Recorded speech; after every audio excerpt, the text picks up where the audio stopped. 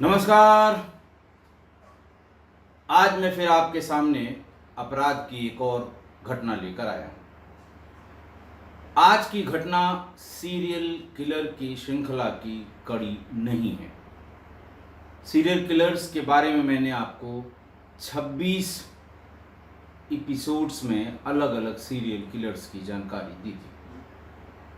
अब इसमें सिर्फ एक और जानकारी जो मैं साझा करना चाहूँगा किस्सा गोई परिवार से, कि सीरियल किलर्स की मानसिकता, सीरियल किलर्स की मानसिक बीमारी, सीरियल किलर्स की जो उनका हाव भाव, इन सब के बारे में एक रिसर्च मुझे मिली है नेट पर।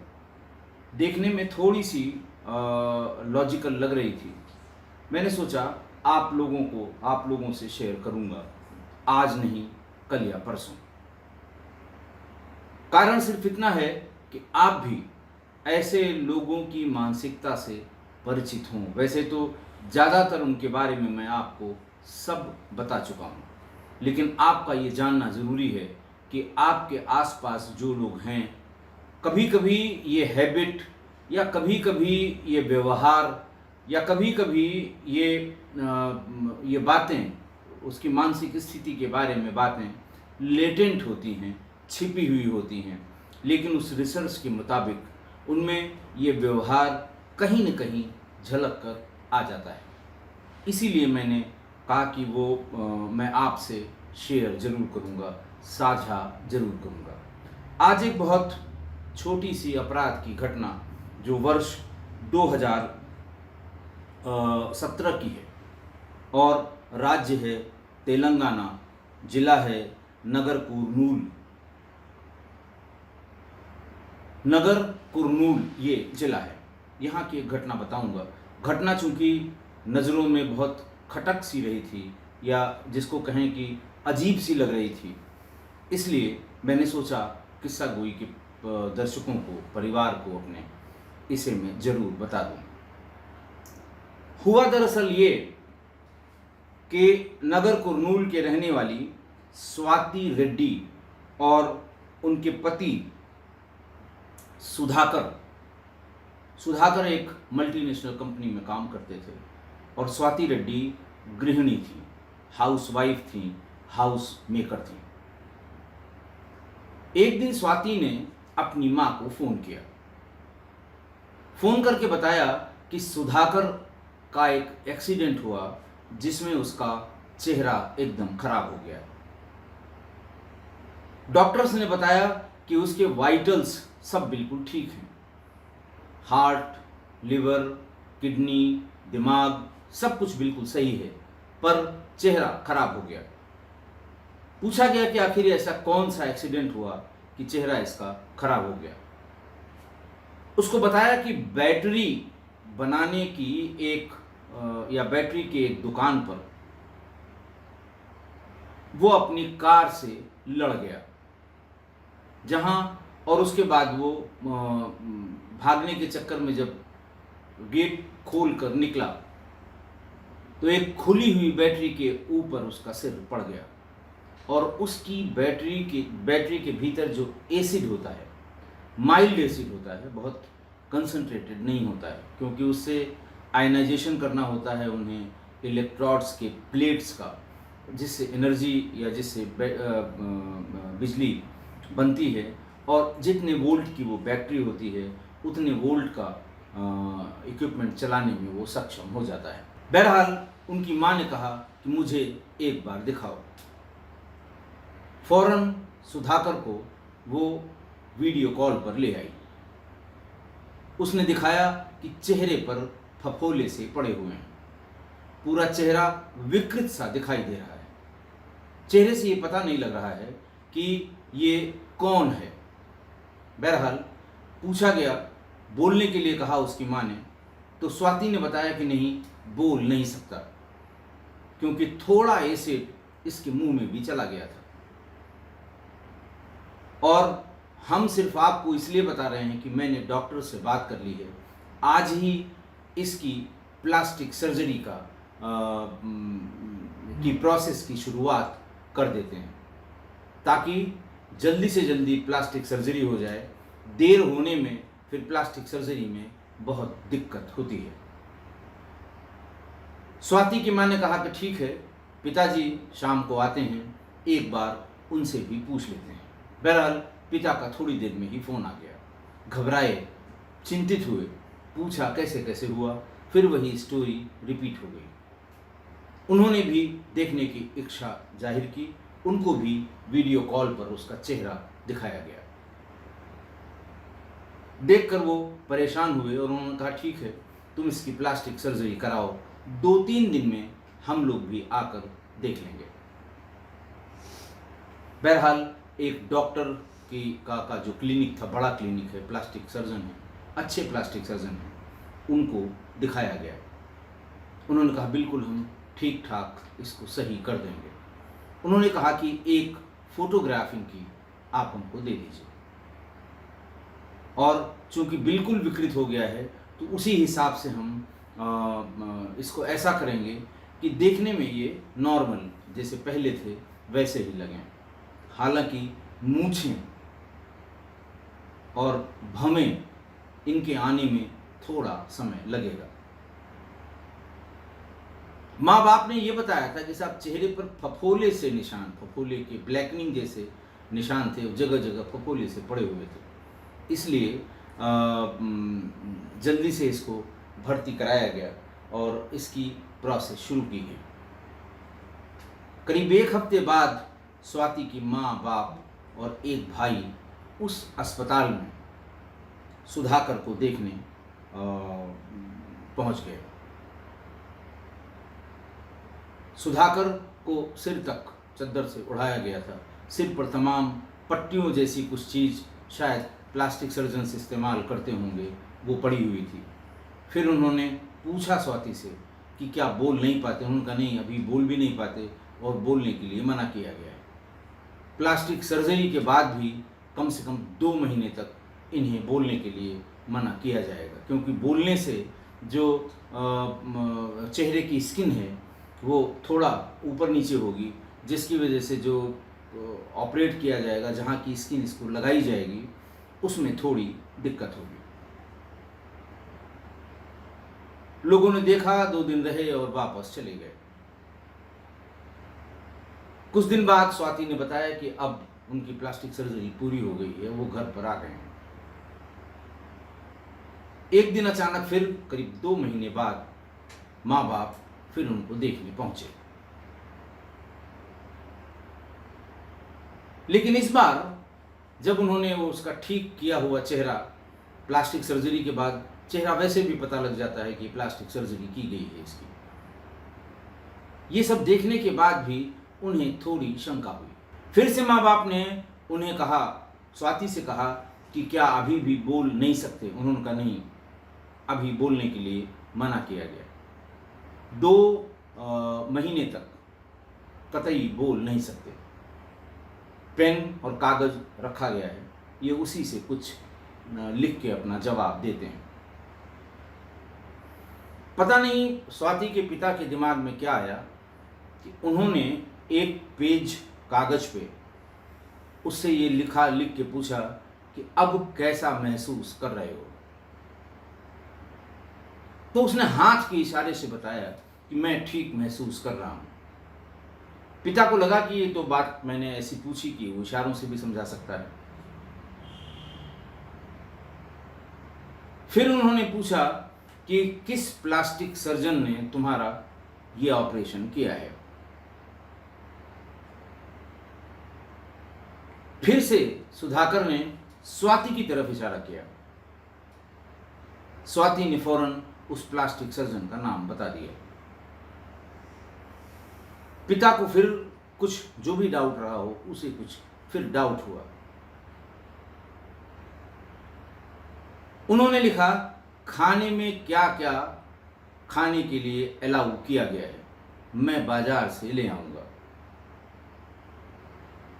बजाय उस कागज पे लिखने के, उसने फिर इसका जवाब स्वाति से दिलवा दिया। इसके बाद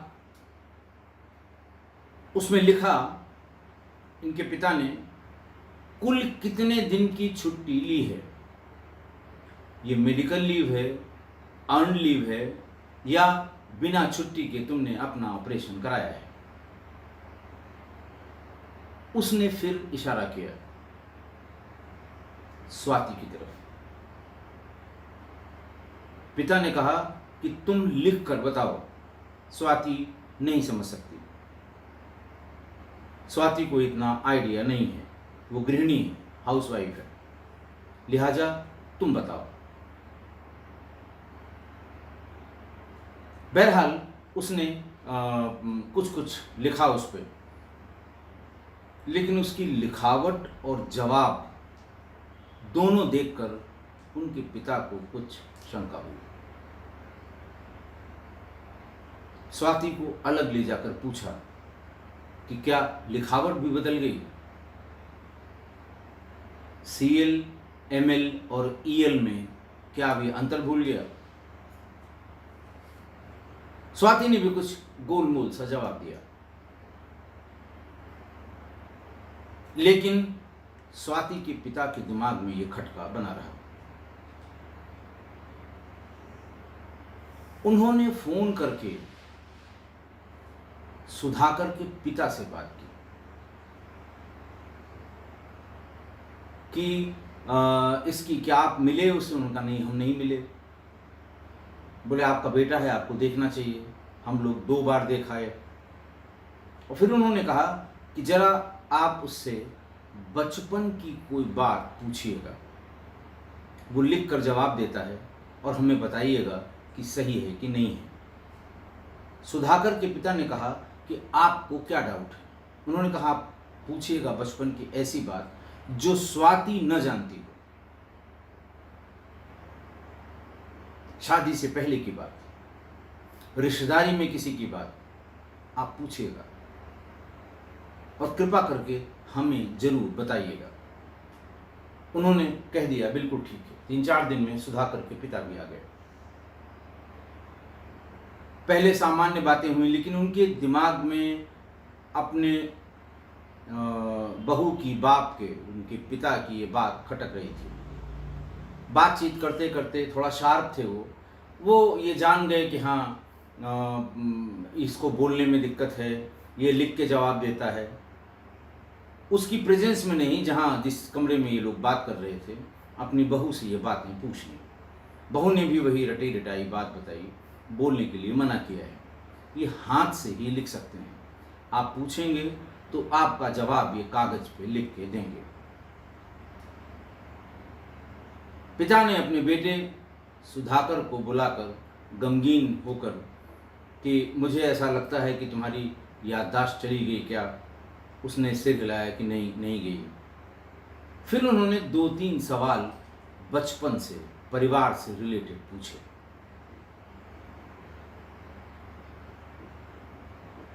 और उसके जवाब में उसने लिखा कि मैं भूल गया, मुझे याद नहीं। उनके पिता को भी खटका हो गया। घर से बाहर निकलकर उन्होंने लड़की के पिता से ये कहा कि आप बिल्कुल सही कह रहे थे, मैंने ऐसे सवाल पूछे जो मेरे घर का कोई बच्चा भूल ही नहीं सकता। ये कैसे भूल सकता है? अब आप बताइए आपका क्या डाउट है। उन्होंने बताया कि मुझे ये डाउट है कि ये सुधाकर है ही नहीं। मैंने बहुत अच्छी तरह देखा, कपड़े भी वही पहना हुआ है, सब कुछ वही है, लेकिन ये सुधाकर नहीं है। हाथ से जिस तरह ये लिखता है, कलम पकड़ने की जो तरीका है वो सुधाकर का नहीं है, राइटिंग सुधाकर की नहीं है। दोनों लोगों को जब ये डाउट हुआ तो दोनों ने ही इसके लिए पूछताछ अपनी बेटी और सुधाकर के पिता ने अपने बहू से इसकी पूछताछ शुरू की। कहाँ एक्सीडेंट हुआ था, क्या पड़ गया था, डॉक्टर का नंबर दो, दुनिया भर की बातें। डॉक्टर से पूछा गया तो उसने बताया कि साहब ऐसा लगता है कि चेहरे पे किसी ने एसिड फेंक दिया था। और होता ये है कि इसमें जब ये फफोले इसके फूट जाते हैं, वाइट वाइट से पैचेस चेहरे पे आ जाते हैं, फिर उनका भर पाना या उनका नेचुरल रंग में आना थोड़ा मुश्किल होता है, इसीलिए इसको बर्न इंजरी केसेस कहते हैं। उसके बाद जो स्किन की रिकवरी है ये उस तरह नहीं हो पाती जैसी ओरिजिनल स्किन होती है। मैंने ये कहा भी कि कुछ दिन में ठीक हो जाएगा, जो स्कार्स बचेंगे उसकी हम सर्जरी कर देंगे, लेकिन स्वाति नहीं मानी। स्वाति ये कहती रही कि नहीं, आप इसकी पूरी की पूरी प्लास्टिक सर्जरी करिए पूरे चेहरे की। उन्होंने ये भी कहा कि मुझे जो फोटो दी गई, मैंने कहा एक फ़ोटो दीजिए ताकि मैं कोशिश करूं कि उसी तरह से इसकी स्किन हो जाए। जो मुझे फ़ोटो दी गई वो फ़ोटो मेरे पास है, आप कहिए तो उसे व्हाट्सएप पर भेज दूं। भेजा तो वो फ़ोटो सुधाकर की ही थी, लेकिन ये शंका बनी रही। ढेर सारी विसंगतियों के बाद सुधाकर के पिता ने एक बार फिर सुधाकर के घर पहुंचकर पास के थाने पर पुलिस से संपर्क किया और उनसे कहा कि हमारी शंकाएं ये हैं, कृपा करके इसका पता लगाएं। मुझे अपनी बहू पर शक है। पुलिस ने एक एप्लीकेशन ली। एप्लीकेशन की जांच में पुलिस ने स्वाति को थाने पर बुलाया और स्वाति के माँ बाप और स्वाति के सास ससुर की जितनी शंकाएं थीं एक एक करके उनसे पूछनी शुरू कर दी। शुरू से ही स्वाति सवालों को टहलाने का, घुमाने का, दाएं बाएं ले जाने का काम करती रही। पुलिस को पुख्ता विश्वास हो गया कि जरूर कुछ न कुछ दाल में काला है। पुलिस ने पूछा भी कि अगर तुम ऐसे नहीं बताओगी तो हमारे पास बहुत से तरीके हैं पता करने के। नगर कुरनूल के एसीपी, डिप्टी एसपी रैंक का अधिकारी होता है, उसको जो प्रभारी थानाध्यक्ष थे, स्टेशन हाउस इंचार्ज, उन्होंने ये समस्या बताई। एसीपी ने कहा ये पता करो सुधाकर का आधार कार्ड है कि नहीं। स्वाति से पूछा गया कि इसका आधार कार्ड है, उन्होंने कहा हाँ बिल्कुल है। आधार कार्ड की एक फोटोकॉपी उपलब्ध करा दी गई। एसीपी ने आधार से खतो किताबत करके ये पूछा कि क्या इसके फिंगरप्रिंट डाटा में उपलब्ध है, हमें एक जांच के सिलसिले में चाहिए। उधर से जवाब आया कि आप जिस किसी से मैच कराना चाहते हैं उसका सैंपल भी भेजिए। फौरन बिस्तर पर लेटे हुए सुधाकर का सब हाथों का, सारी उंगलियों का, मतलब 10 उंगलियों का थंब इम्प्रेशन कागज पर लेकर स्कैन करके आधार को भेजा गया। नेशनल डाटाबेस होता है आधार, वो क्या कहते हैं, नेशनल आइडेंटिफिकेशन, जो विभाग देखता है। तमाम खतो किताबत के बाद ये जवाब आया कि ये वो फिंगरप्रिंट नहीं है जो हमारे डाटाबेस में है। पुलिस को समझ में आ गया। स्वाति को एक बार फिर बुलाया गया। स्वाति से कड़ाई से पूछताछ की गई। कड़ाई नहीं, बहुत कड़ाई से पूछताछ की गई। थोड़ी देर के पॉज के बाद स्वाति रेड्डी ने सारी बातें बता दी। उसने कहा ये मेरे पति सुधाकर नहीं है, ये मेरा प्रेमी राजेश है। उसने बताया कि हम अपने पति सुधाकर के साथ फिल्म देखने गए थे यावाडू।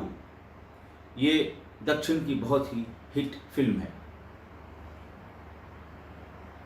उसके बाद मैं राजेश यानी अपने प्रेमी को लेके एक दिन फिर यही फिल्म देखने गई और प्रेमी से बताया कि ये आइडिया बहुत सही है, क्योंकि अब सुधाकर हम पर शक करने लगा है और वो कई बार तुम्हारे बारे में पूछ चुका है। कैसा दोस्त है, कब से दोस्त है, कहाँ पढ़ा था, कहीं तुम्हारा फैमिली फ्रेंड है कि तुम स्कूल फ्रेंड है, कॉलेज फ्रेंड है, तमाम तरह की बातें। उससे मुझे लगता है कि वो शक कर रहा है और अगर किसी दिन उसे ज़्यादा शक हो गया और भंडा फूट गया, तुम्हारा भी नुकसान होगा, हमारा भी नुकसान होगा। राजेश ने कहा, ये फिल्म में जो आइडिया है ये बिल्कुल सही है। चेहरे को कैसे चेंज करना है और चेहरे पे क्या ऐसा डाला जाए कि डॉक्टर प्लास्टिक सर्जरी को राजी हो जाए। घर वालों को क्या बहाना बताया जाए ये भी बता दिया गया, क्योंकि डॉक्टर को ये बताना कि नहीं साहब हम फर्जी सर्जरी करा रहे हैं ये ठीक नहीं है, कभी न कभी घर वालों को ये बात पता लग जाएगी। लिहाजा उन लोगों ने बैटरी में डालने वाला एसिड 500 ml का वो ले आए। एक पतले कपड़े में एसिड भिगो दिया, उसको लिटाकर उस भीगे हुए कपड़ा जो धीरे धीरे उसमें से फ्यूम्स निकलना शुरू हुए थे उसके चेहरे पर रख दिया। दर्द तो बहुत हुआ, लेकिन थोड़ी ही देर में चेहरे पर बर्न इंजरी आ गई। नेट से उन्होंने सारी प्रक्रिया देख रखी थी। जब 10 या 15 minute cotton soaked in acid, उसको जब 10 से 15 मिनट तक उसके चेहरे पे रखा गया, थोड़ी देर में वो कॉटन, चूंकि एसिड में कॉटन डिसइंटीग्रेट कर जाता है, वो बिल्कुल डिसइंटीग्रेट कर गया और स्किन पर बहुत ज़्यादा जलन भी होने लगी। फौरन राजेश ने नल के नीचे ले जाकर उसको धो दिया।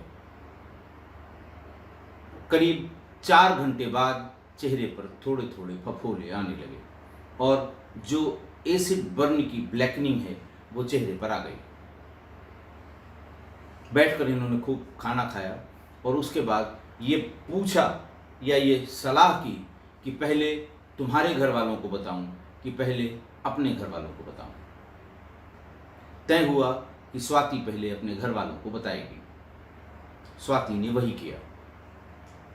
फिर उसने सुधाकर के घर वालों को बताया।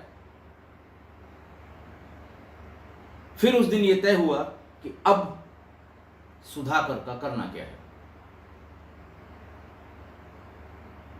स्वाति रेड्डी ने अकेले ही आसपास इलाके की रेकी कर ली। घर से 500 मीटर की दूरी पर ही घना जंगल था। रात में उसके खाने में, सब्जी में या जो भी चीज़ वो खाई रही होगी, उसमें 40 गोलियां नींद की मिला के उसे खाना खिला दिया।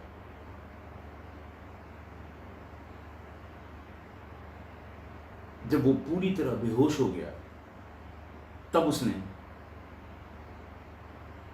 राजेश को बताया कि अब इसे ले चलना है। राजेश, चूंकि चेहरा वो उसने जला रखा था, उसने फौरन पूरे चेहरे पे कपड़ा लपेटा, क्योंकि जलने जैसी कोई बात तो हुई नहीं थी, वो जानबूझ के जलाई हुई बात थी। उसकी चोट का, उसकी गर्मी का, उसकी हीट का, उसके इरिटेशन का उसको अंदाज था। चेहरे पे कपड़ा लपेट कर कार से वो दोनों लाश को लेके जंगल की तरफ गए।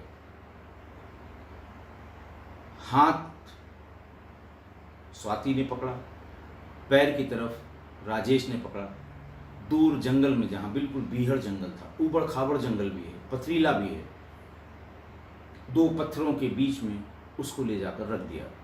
गाड़ी से पेट्रोल निकाला, गाड़ी साफ करने वाले तमाम जो कपड़े थे वो सब ले आए, शरीर पर रखकर पेट्रोल डालकर जला दिया। दूर से देखते रहे। जब बॉडी बिल्कुल जलकर राख हो गई, खाक हो गई, राख तो नहीं हुई होगी क्योंकि इतनी जल्दी बॉडी जलती नहीं है, लेकिन वो खाक हो गई, तब ये लोग गाड़ी पर बैठकर वापस आ गए।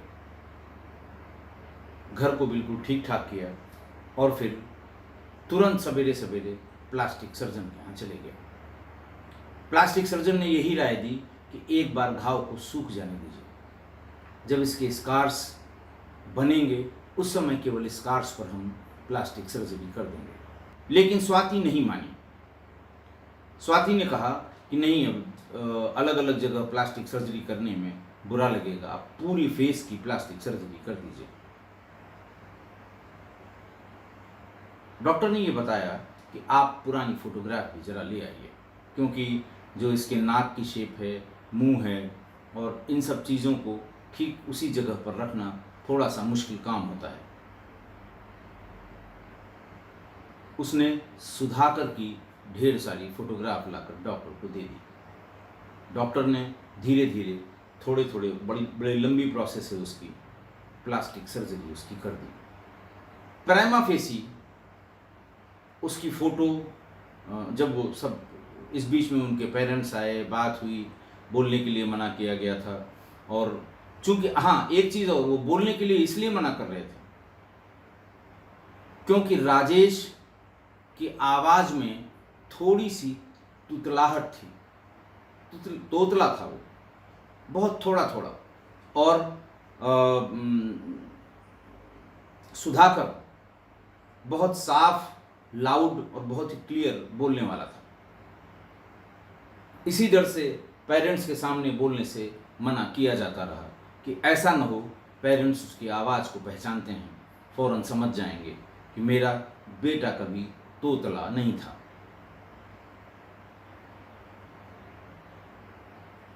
कोशिश करते रहे वो लोग कि ये फिर कभी दूसरा कोई मिलने ना आए। दोस्तों यारों में यही बताया कि हमारे पति घर पे हैं और उनको इस तरह से बैटरी की दुकान में एक एक्सीडेंट हुआ था, छोटा सा बैटरी वाला एसिड उनके चेहरे पे आ गया था, उनकी प्लास्टिक सर्जरी कराई गई। लेकिन बाप ही होता है। बाप को जब शक हुआ, पुलिस को बताया गया, आधार से उसके अंगूठे के निशान नहीं मिले और पति की हत्या के आरोप में, साक्ष्यों को मिटाने के आरोप में, अपने प्रेमी का जबरदस्ती जो प्लास्टिक सर्जरी की गई थी उसको साक्ष्य मानकर इन दोनों को गिरफ्तार किया और गिरफ्तार करके उन्हें जेल भेज दिया। मैंने ये वादू फिल्म देखी नहीं है, लेकिन इस कथानक से ऐसा लगता है उसमें भी शायद किसी का चेहरा बदलकर और उससे कुछ काम कराया गया हो, क्योंकि ये शायद तमिल भाषा में है या किसी दक्षिण भारतीय भाषा की फिल्म है। मैं इसको सर्च करके देखने की कोशिश करूँगा और समझने की भी कोशिश करूँगा। आज की घटना, किसी फिल्म को देखकर इतनी विभत्स घटना को अंजाम देना थोड़ा रेयर है, पर प्रेमी पर फिदा स्वाति ने यह कर डाला। बड़ी हिम्मत का काम है ये। प्रेमी को इस बात के लिए मना लेना कि तुम्हारा चेहरा मैं तेजाब से जलाकर सुधाकर जैसा कर दूंगी, और इसीलिए सुधाकर को ले जाकर जंगल में मारकर जला देना बहुत जिगरे का काम है। लेकिन प्यार मोहब्बत में ये जिगरा आ ही जाता है जब अपने पर आ जाए, प्रेमी या प्रेमिका। सोचने की बात यह है कि जब पति को स्वाति के प्रेमी के संबंध में जानकारी हुई होगी, जिसकी वजह से तमाम सवाल वो करता रहा, तो उसी समय उसे कोई न कोई कठिन निर्णय ले लेना चाहिए था। और शायद उसने ये कठिन निर्णय नहीं लिया। पूछा जरूर होगा उसने, ये कौन है, क्यों आता है, कब से इसको जानती हो, कहाँ का है, जो सवाल होते हैं अमूमन। लेकिन इसका स्टैंडर्ड जवाब भी है कि फ्रेंड है, आता है तो फ्रेंड तो आ ही सकते हैं, और तुम हमेशा शक्की हो, हम किसी से भी बात करें तुम्हें शक जरूर होता है, और शक का कोई इलाज नहीं है। ये बड़ा स्टैंडर्ड सा जवाब है। जो इसको भुगते होंगे वो जानते होंगे कि किस तरह के जवाब दिए जाते हैं। कभी कभी ये भी कहा जाता है, खासकर होम मेकर्स के लिए, कि अगर तुम्हें इतना शक है तो ऑफिस जाते समय मुझे कमरे में बंद कर दिया करो।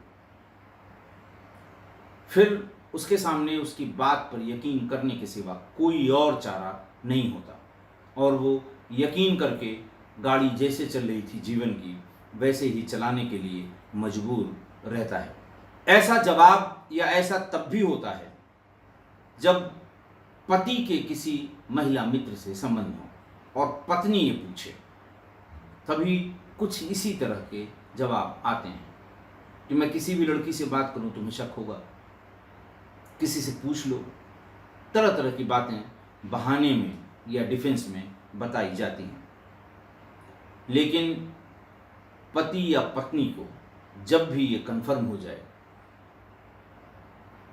कि पति का या पत्नी का कोई एक्स्ट्रा मैरिटल अफेयर है, तो उस समस्या के समाधान के लिए परिवार के किसी बड़े या समझदार आदमी या रिश्तेदारों में कोई बड़ा या समझदार आदमी उनको बीच में रखकर अपनी अपनी समस्या, अपनी अपनी बात जरूर बतानी चाहिए, उनकी मध्यस्थता करनी चाहिए।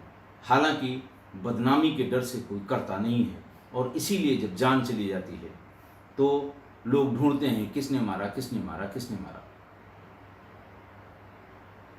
लेकिन ये जरूर कर लेना चाहिए।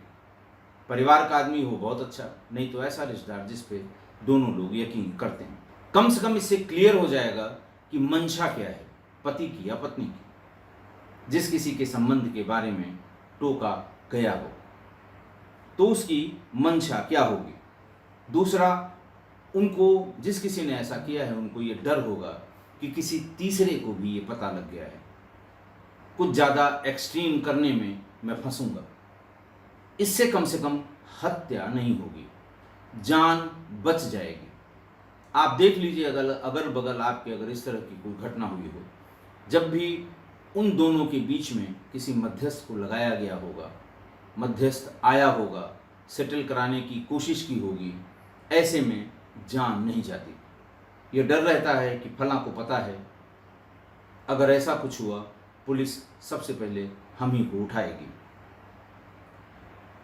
एक बार जान अगर बची रहेगी तो फिर आगे की बात सोची जा सकती है।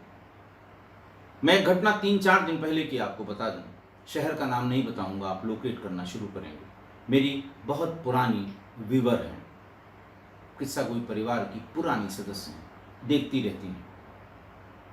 एक दिन उन्होंने मेल किया और कहा कि मुझे कुछ बहुत ज़रूरी बात करनी है, मैं बहुत परेशान हूँ। मेल जो लोग करते हैं आप जानते हैं, मेल जब मैं रिप्लाई करता हूँ उसमें मेरा नंबर भी था, नंबर भी होता है। उन्होंने पहले एक मैसेज डाला, what can be the right time to talk to you. मैंने समय बताया, उन्होंने कॉल की। मैंने पूछा बताइए क्या दिक्कत है। उन्होंने कहा मैं केमिस्ट्री की हेड ऑफ डिपार्टमेंट हूँ, एक बड़े डिग्री कॉलेज में पढ़ाती हूँ, मेरे पति फौज में अधिकारी हैं, मेरे घर में बच्चों की देखभाल और घर का कामकाज, चूँकि वर्किंग वूमेन ही सवेरे निकल जाती हैं, उन्होंने एक कम उम्र की घर वाली बाई, काम करने वाली by, maid servant, domestic help रखी थी। उनका कहना था कि मेरे पति साल में 2 बार या 3 बार 15 दिन, 20 दिन, 1 महीने के लिए आया जाया करते हैं। मेरे पति के उस काम वाली बाई से कब संबंध हो गए मुझे नहीं पता। लेकिन अब मुझे एहसास है कि इन दोनों में बातचीत होती रही होगी। एक बार उसके हाथ में मैंने महंगा एंड्रॉयड फ़ोन देख के पूछा भी था कि इतना पैसा तो हमारे यहाँ से नहीं मिलता। तो उसने कहा कि आपको इसी तरह शक होता है, मैं 5 या 6 घरों में काम करती हूँ, फ़ोन तो मैं ले ही सकती हूँ। लेकिन एक दिन जब थोड़ा थोड़ा शक होना शुरू हुआ था, तो एक दिन उन्होंने अपने पति और उस काम वाली बाई को रंगे हाथ पकड़ लिया और उसको कहा कि कल से काम पर आने की ज़रूरत नहीं है। पति उसका विरोध कर रहे थे, नहीं नहीं आने दीजिए, मेरी गलती है, मैं ठीक कर लूँगा, ये कर लूँगा। लेकिन हरकतों से बाज नहीं आ रहे हैं। मुझे डर है कि अपने तनख्वाह का या जो उनके पास पैसा है उसका बड़ा हिस्सा वो उसको दे देंगे। मुझे ये भी डर है कि अगर वो ब्लैकमेल करेगी, कल को आके यहाँ घर में ही बैठ जाएगी, मैं क्या करूँगी। तमाम उनकी शंकाएं थी। मैंने उनसे भी यही कहा कि आप उनके अपने घर के किसी बड़े बुजुर्ग को बीच में करके पूरी बात बताइए। बोले हाँ मैंने ये कहा था, लेकिन वो किसी तीसरे से शेयर करने को किसी कीमत पे राजी नहीं है। हमने कहा कभी राजी नहीं होंगे, कोई राजी नहीं होता। आप अपने हस्बैंड की बात कर रही हैं, कोई राजी नहीं होता, लेकिन आप एक बार ऐसा करके देख लीजिए, वरना आपके साथ क्या होगा इसकी कोई गारंटी नहीं है। उन्होंने हमारी तमाम किस्सा गोई की अलग अलग स्टोरीज़ का हवाला भी दिया कि उसमें ऐसा हुआ था, उसमें ऐसा हुआ था। इससे मैं डर गई हूँ कि कल वो और मेरा पति मिलके मेरी हत्या न कर दो, मेरे बच्चों का क्या होगा। बहरहाल उसके बाद से मैंने कहा नहीं, आप इंसिस्ट करके ये ज़रूर करिए, अपने घर वालों को बुला लीजिए या उनके भाई या अपने ससुर या उनकी बहन, किसी से बुला के उनको बीच में रख के पूरी बात बताइए कि ये बात जो हो रही है वो नाकाबिल बर्दाश्त है। हालांकि उसके बाद से उनका फ़ोन नहीं आया। मैं बिल्कुल श्योर हूँ जैसे वो हमेशा सुनती हैं, वो इस एपिसोड को भी सुन रही होंगी या सुनेंगी। मैं उनसे हाथ जोड़कर प्रार्थना करता हूँ कि अगर अब भी उन्होंने ऐसा नहीं किया है तो ऐसा कर लें और हमें ज़रूर मेल करके बताएं कि क्या हुआ, कैसे हुआ, कुछ समस्या का हल निकला कि नहीं निकला। अगर नहीं निकला तो उन्हें पुलिस में ज़रूर जाना चाहिए। मैं सिर्फ इसलिए बता रहा हूँ कि ऐसा नहीं है कि ये रेयरेस्ट ऑफ रेयर है, ये हर चौथे पांचवें घर की कहानी है। एक्स्ट्रा मैरिटल अफेयर्स की बात कर रहा हूँ मैं, इसलिए ये सावधानी जरूर रखें। आशा है आप मेरी इस बात से सहमत होंगे। आज के लिए इतना ही, बहुत बहुत धन्यवाद।